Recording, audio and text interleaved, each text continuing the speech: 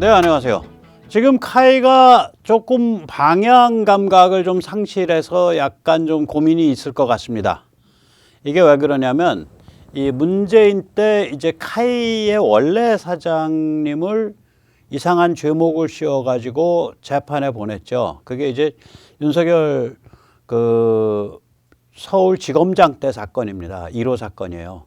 그래서 그 악연이 좀 있는데 그 양반이 무죄죠. 거의 사실상 무죄 나왔고 그 와중에서 부사장이 자살을 했었습니다. 그래서 카이에 자기 사람들을 막 심었어요. 문재인이가. 안현호 사장도 결국 문재인 라인이죠. 그러다 보니까 이제 카이가 진짜로 해야 될 소명, 그거는 뭐냐면은 중국을 견제를 하고 중국을 억제를 하고 그 북한을 자유화하는 데 필요한 항공 전력이 뭐냐, 이 문제의식이 무뎌진 거예요. 그래서 이 카이가 좀 엉뚱한 짓들을 했습니다. 이제 원래 세팅이 돼 있었던 LAH하고 KF-21은 카이의 그 시스템이 있고 또 방사청이나 그 국방과학연구소의 시스템이 있으니까 그건 제대로 갔는데 나머지 측면에서 카이가 해야 될 일을 안 했어요. 그리고 엉뚱한 데다 눈길을 주기 시작했거든요. 그런데 이제 그런 문제가 지금 카이 경영진에 의해서, 신임 경영진에 의해서 충분히 감지가 되고 또 그것이 제대로 제 길로 갈 수 있을지 조금 걱정이 됩니다. 그러나 크게 걱정은 안 해요. 왜 그러냐면 이게 하나의 그 견제와 균형에 의한 그 정화작용이 있기 때문에, 교정작용이 있기 때문에 결국은 비교적 괜찮은 길로 갈 것이다 라고 믿고, 강 사장님이야 카이 임원 여러분들, 지도층, 경영 지도층 여러분들 좀 이렇게 냉정하고 이렇게 상황을 꿰뚫어 보는 그런 전략적 마인드를 좀 다듬어 주셨으면 국민의 한 사람으로서 대단히 마음을 놓겠습니다. 먼저 이제 최근에 이제 그 국방부의 해외 수송기 도입이 4대인가 도입하는 건데 크지는 않아요, 프로젝트가. 그 제안서 2차 마감이 며칠 전에 끝났습니다. 그런데 이제 브라질의 엠브라에르사가 제출한 제안서 중에 내용이 제일 좋다. 그래서 그쪽으로 간다. 뭐 이런 소문이 국방부 근처에서 파다한 모양이에요. 방사청 근처에서. 그런데 여기서 이제 2차 제안서를 마감할 때 1차 때까지만 해도 그 문재인 정부 때의 흔적이 남아 있어서 카이에 카이나 한국 기업에 많이 그 기술 이전을 하고 뭐 같이 공동 사업을 하고 이런 데 대한 제안 내용이 좀 포함되어 있었는데 2차 때는 그게 상당히 방향이 수정이 돼서 국방부가 도입하는 건 도입하는 거고 카이가 개발하면 개발하는 거고 안 하면 안 하는 거고, 그렇게 둘이 나눠졌어요. 그러니까 수송기 국산화 게임하고 요번에 국방부가 도입하는 거 둘이 완전히 나눠졌다 그러더라고요. 저는 굉장히 이걸 좋아합니다. 잘한 거고요. 사실은 저도 좀 카이에 속아서, 카이가 뭐 수송기 개발한다 그러고 한참 폼 잡고 그래서 수송기가 뭐 대단히 좋은 플랫폼인 줄 알았었는데 제가 이거를 그동안 쭉 공부를 해보니까 이거 발 잘못 들였다가 큰일 날 게임이겠더라고요. 그래서 오늘 그 같은 이야기를 좀 모시겠습니다. 먼저 이제 국방부 쪽에서 그 지금 주목을 하고 있다는 엠브라에르, 이게 가성비가 굉장히 좋은 거예요. 한번 쭉 이제 그 보시면서 제가 설명을 드릴게요. 헝가리에 이제 그 납품된다고 만든 동영상일 텐데요. 엠브라에르 회사가 만든 거예요. 이게 이제 최대 이륙 중량이 이제 한 거의 90톤쯤 되고요. 적재 중량은 한 26톤쯤 됩니다. 최대 속도는 거의 1000km 나오고요. 작전 거리는 이제 그 레인지라 그러죠. 14톤 화물을 실었을 때 5,800km, 그 다음에 23톤 화물을 실으면 2,800km 나옵니다. 항속거리는 이제 아무것도 안 싣고 가는 걸 이제 페리 레인지라 그러는데 그건 8,500km 정도 나옵니다. 최대 고도는 11,000m 올라갈 수 있고요. 가격이 굉장히 좋아요. 이게 아마 한 6천만 불, 뭐 한 7천만 불 할 거예요. 5천만 불 플러스 알파인데 그 정도 선이고요. 무장할 수 있는 하드 포인트도 한 3개쯤 있습니다. 그러니까 비교적 괜찮은 물건이죠. 가격이 참 착하죠. 뭐 1,000억이 안 되니까 한 6천만 불 한다 그러면 지금 가격으로 한 840억, 5천만 불이면 지금 가격으로 이제 우리로 치면 한 700억 정도 하니까 참 착한 물건입니다. 자, 그런데 이제 우리가 이게 이 급의 이게 중형급들의 그 수송기들인데 중형급의 제트 터보팬 그 터보팬이죠. 정확히 표현하면 제트 엔진은 아니고 터보팬 엔진이라 그래야 됩니다. 나중에 이제 그 엔진에 쭉 설명드릴 때 설명을 제가 드리겠습니다. 아무튼 간에 요 중형급 한 2, 30톤 싣는 이 터보팬 요 중형 수송기에 또 이 수문 강자가 하나 있어요. 근데 그게 이제 갈라파고스죠. 그러니까 저 일본에서 만든 거. 이게 명품입니다. 카와사키 C2. 여기도 이제 여기가 이제 지금까지 만든 게 한 10대 때 만들었고요. 그 다음에 이제 더 해서 다 만들면 40대가 좀 안 될 거예요. 일본 내부에서. 저건 이제 탱커로서 이제 기름 집어넣는 거고요. 굉장히 좋은 비행기예요. 비행기 자체는. 최대 이륙 중량이 아까 거보다 훨씬 높습니다. 140톤이 넘고요. 적재 중량은 32톤. 그러니까 이거는 비행기 기체 자체의 무게하고 저게 많다는 거예요. 기름이. 그래서 이게 기름이 충분하니까 무려 20톤의 무게를 싣고도 7,600km를 가고요. 30톤을 싣고도 무려 5,700km나 갑니다. 그러니까 저게 다 기체가 다 기름 덩어리란 소리죠. 그래서 항속거리는 9,800km가 나오고요. 최대 고도는 13,000m가 나오고요. 아까 거보다 한 2,000m 높죠. 이게 가격이 근데 이게 갈라파고스 증상이 있어요. 일본이 왜 물건은 뭐 비교적 그럴듯하게 만드는데 가격이 택도 없는 경우가 있잖아요. 무려 2천억 원이 넘겠죠. 1억 7,600만 달러니까. 이게 가격이 뭐 아주 그럴듯합니다. 참 입이 떡 벌어지죠. 이럴 바에야 뭐 이 돈 주면은 이거보다 더 큰 비행기 있는데 저기 뭐야 그 에어버스도 아마 더 클 거고 다 그럴 건데 예. 이 엠브라에러 KC390과 카와사키 C2를 비교를 해보면 사실은 같은 중형급 수송기라고 하더라도 클래스가 좀 다릅니다. 가격 차이가 뭐 너무 많이 나긴 하지만 가격 차이가 있을 수밖에 없다는 건 인정이 돼요.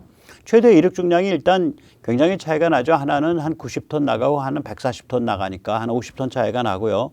적재 중량에서는 그런데 한 6톤밖에 차이가 안 나요. 그러니까 이걸 기체를 도대체 어떻게 만들었길래 그러냐 그런 생각이 들고요. 기름을 많이 싣는 거예요. 최대 속도는 거의 비슷해요. 988 대비 920. 작전 거리가 굉장히 차이 나죠. 이 빨간 것처럼 게 이게 엠브라에르 KC390이거든요. 이건 14톤 싣고 5,800km밖에 못 돌아다니는데 얘는 20톤 싣고 7,600km. 그 다음 엠브라에르는 23톤 싣고 2,800km밖에 못 돌아다니는데 얘는 30톤 싣고 5,700km를 돌아다닙니다. 그 항속거리는 뭐 한 1,300km가 저기 그 카와사키가 좀 길죠. 그리고 고도도 카와사키가 한 2,000m 정도 더 올라갈 수 있어서 13,000m까지 올라갈 수 있고요. 가격은 아까 말씀드린 대로 그렇게 거의 뭐 3배 이상 차이가 납니다. 3배 안팎 차이 납니다. 이게 만약에 엠브라에르가 여러 가지 뭐 옵션 껴가지고 한 6천만 달러 했다 그러면은 3배죠. 딱 3배 차이 납니다. 그러니까 엠브라에르가 좀 물건은 좀 수수해도 이 가성비가 굉장히 좋은 물건이에요.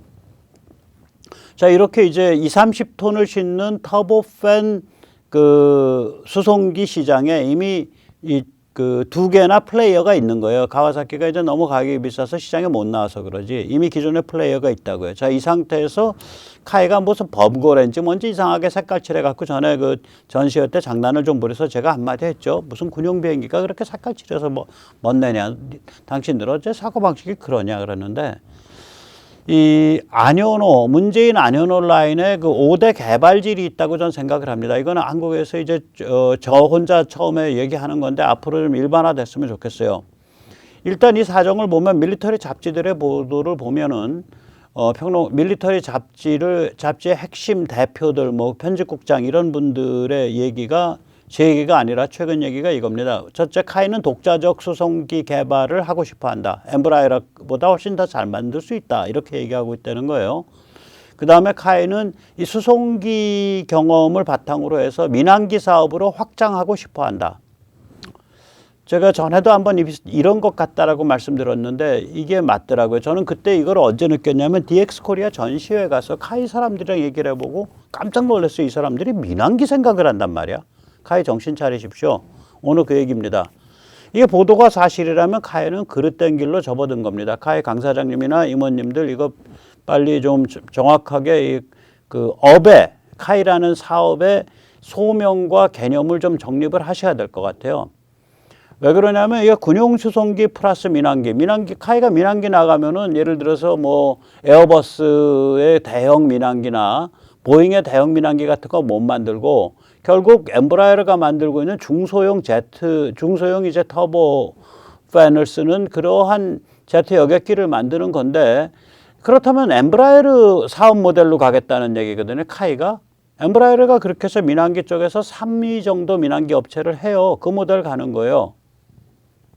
근데 이 모델을 누가 생각을 한 거냐? 문재인의 사람 안현호의 머릿속에 있던 모델이에요, 이게. 그래서 안현호가 수송기 타령 부르고 다니고 가끔씩 귓속말로 직원들한테 민항기 얘기를 한 거예요. 그게 카이한테 지금 박혀 있는 겁니다. 카이는 아직도 문재인 안현호의 그림자를 못 떨어낸 건데 그게 개발질이라는 거예요. 카이 사람들 정확히 들으세요. 이 안현호의 5대 개발질이 있는데 처음에 이제 헬기 기어박스 기술 및 무인 헬기를 추진 안 했죠. 이거 그냥 할 수 있었거든요. 카이가 옆구리로 살살. 이거 5년 동안 안 한 거예요. 아직도 그래서 헬기 기어박스가 기술이 우리가 국산화 안 돼 있잖아요. 그 다음에 두 번째로 함재기를 만지작거렸죠. 이 문재인 안현호 이 라인에서. 왜 그러면 문재인 프로젝트가 항공모함 프로젝트니까 뭐 항자 들어가는 걸 좋아하는 거예요. 항 이렇게. 그 다음에 세 번째가 우주 로켓 엔진을 만지작거렸어요. 카이는 이번에 사명을 바꾸십시오. 항공 우주 산업이 아니고 항공산업 이렇게 바꾸세요. 한항으로. 우주는 가지도 마세요. 카이는 지금 우주 갈 시간도 없고 그거 신경 쓸 여력이 안 됩니다. 록히드 마틴이 뭐 우주 쪽에 많이 가나? 록히드 마틴이 아니면 그 노스롭 그루만이 우주 로켓 엔진 만들어요? 지금 미국에서 제일 비행기 잘 만드는 데가 록히드 마틴하고 노스롭 그루만이거든요. 전투기 쪽은. 안 하잖아요. 보잉에서 나오는 전투기는 보잉이 만든 게 아니라 보잉이 M&A를 한 맥도널드 더글러스의 명품입니다. F-15가 아마 그거죠. 예. 그리고 FA-18도 아마 거기 아닌가 모르겠다. 맥도널드 더글러스 같은데. 그러니까 명품들이에요. 그러니까 보잉에서 나온 게 아니에요, 그거. 왜 카이가 왜 우주 로켓을 자꾸 침을 질질 흘리고 다녀? 그 다음에 네 번째가 이제 개발질이 뭐냐면 이게 이거예요. 군용 수송기로 국가 돈 받아가지고 연습 문제 풀고 민항기 가겠다예요. 이게 군용 수송기랑 민항기가 부품이나 이런 구성이 굉장히 유사합니다. 그래서 엠브라이어가 군용 수송기를 좀 그럴듯한 걸 가성비 좋은 걸 만들 수 있었던 거예요. 이거 망상이다 이거예요. 오늘 그 얘기입니다.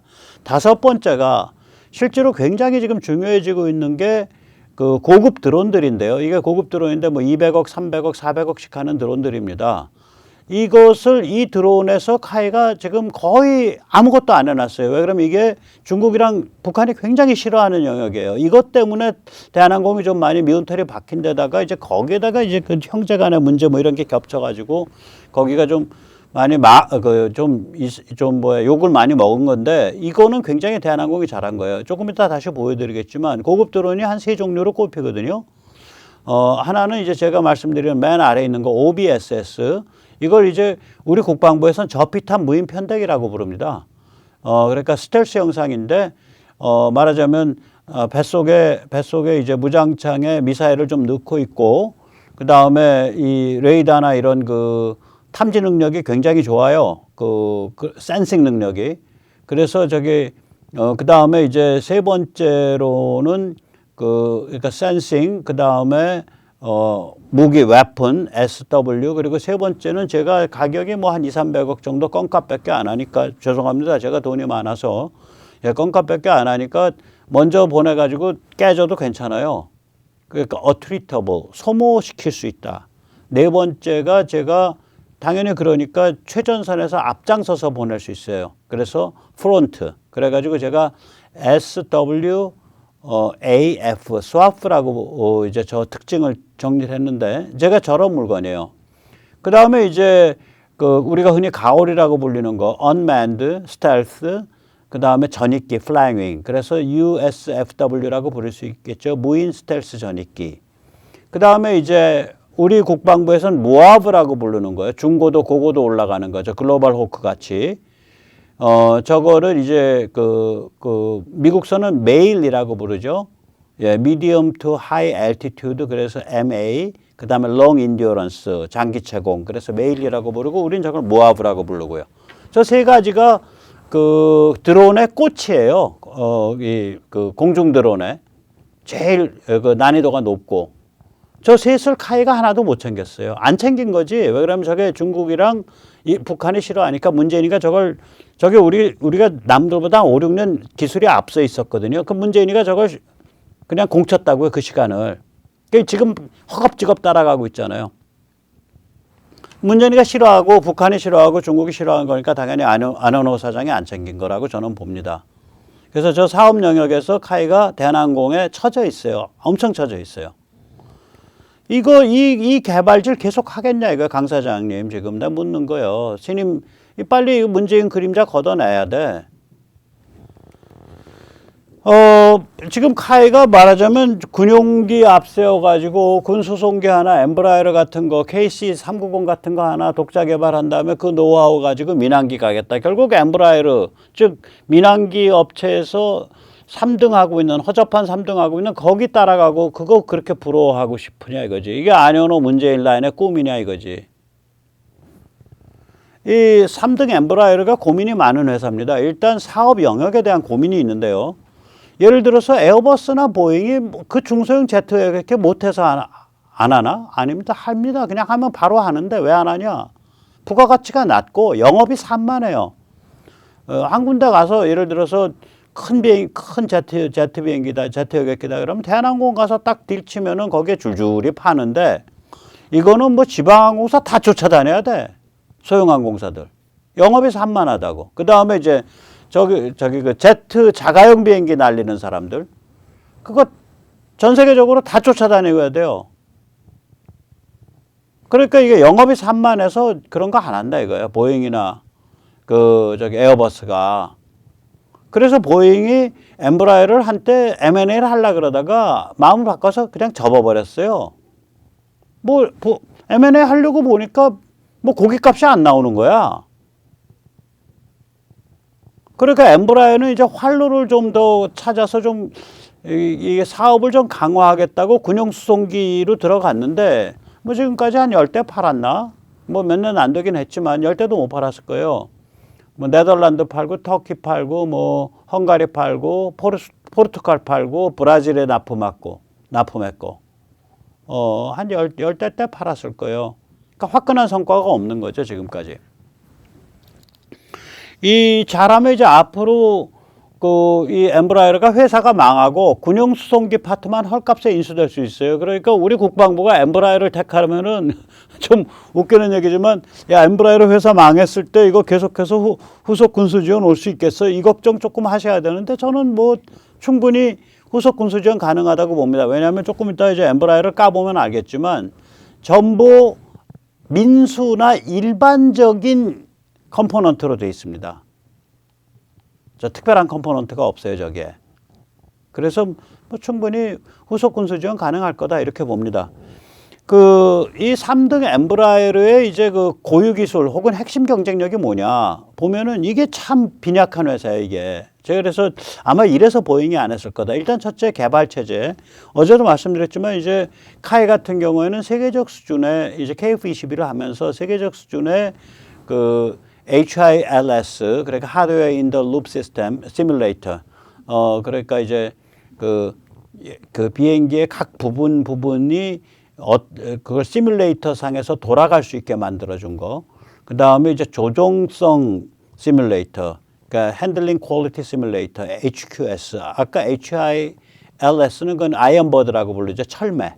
그 다음에 이제 HQS, 그리고 또 이런 여러 가지 또 소프트웨어 관리 시스템, 이렇게 해서 소프트웨어 개발 관리 시스템이죠. 그런 개발 체제를 만들어냈고, 생산 체제를 만들어냈고, 카이가. 이거 엠브라이더가 이런 거 카이랑 비교하지를 못할 정도로 저열해요. 그다음에 자동 제어를 보면 저는 엠브라이어가 자동 제어는 갖고 있을 거라고 생각했어요. 그러다 요번에 이제 쭉 조사를 해보니까 아니 이놈의 자동 제어가 영국의 방산 그 거대 기업인 BAE가 해준 거더라고. 아니 그럼 이 사람들 뭐 가지고 장사하는 거야? 개발 체제도 없어. 생산 체제도 뭐 그렇게 고급지질 않아. 자동 제어 또 자동 제어도 없어. 거기다가 이제 그 임무 컴퓨터 에비오닉스 이거는 또 라카엘을 갖다 썼어요. 에비오닉스 임무 컴퓨터 이런 거. 그러니까 그 화면 쫙 보이는 거 이거. 아, 이 사람들 뭐 한 거야? 이 생각이 드는 거예요. 아무것도 없어. 그냥 다 갖다가 그냥 쓴 거야. 그러니까 KC390 돌아가다가 혹시 뭐 임무 컴퓨터에 조금 문제 있다 그러면 라카엘 컬린스에 전화 연결하면은 지원받을 수 있을 거예요.